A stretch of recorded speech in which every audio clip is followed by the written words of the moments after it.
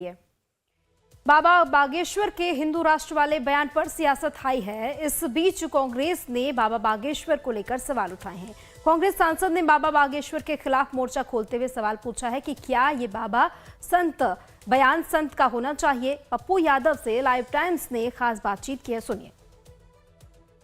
बाबा बागेश्वर के बिहार दौरे को लेकर सवाल उठ रही है। विपक्षी पार्टियां कह रही बाबा बागेश्वर बीजेपी की सारे बिहार के दौरे पर। मेरे साथ पप्पू यादव जी, क्या आप भी ये मानते हैं? कौन है ये आदमी, है कौन?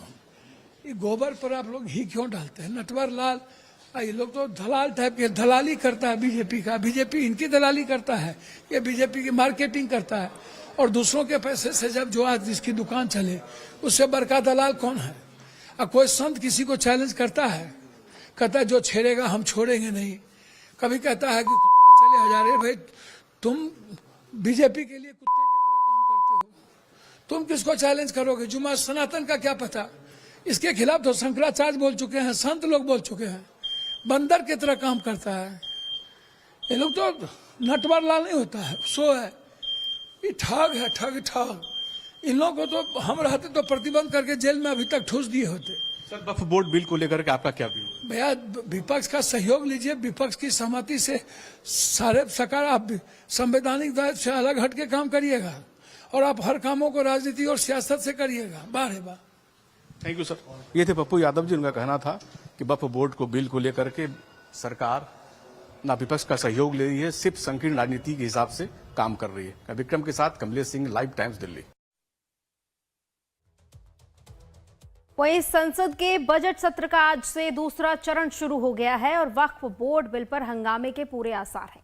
इस बीच सत्ता विपक्ष के विधायक विपक्ष पर खूब वार भी कर रहे हैं। बीजेपी विधायक दीपक प्रकाश ने कहा कि वक्फ बोर्ड बिल पर विपक्ष सिर्फ तुष्टीकरण की राजनीति कर रहा है। सत्र के दूसरे भाग की शुरुआत हो चुकी है। मेरे साथ बात करने के लिए दीपक प्रकाश जी हैं। दीपक जी, विपक्ष का रवैया फिर वही है। विपक्ष कह रही है कि वक्फ बोर्ड अमेंडमेंट बिल जल्दीबाजी में पास करने की तैयारी में सरकार है।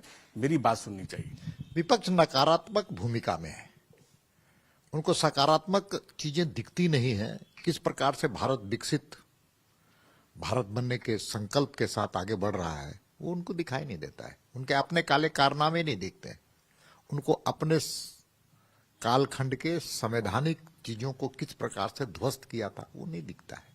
किस प्रकार से देश के अंदर आपातकाल लगा करके लोकतंत्र की हत्या की तो वो नहीं दिखता है।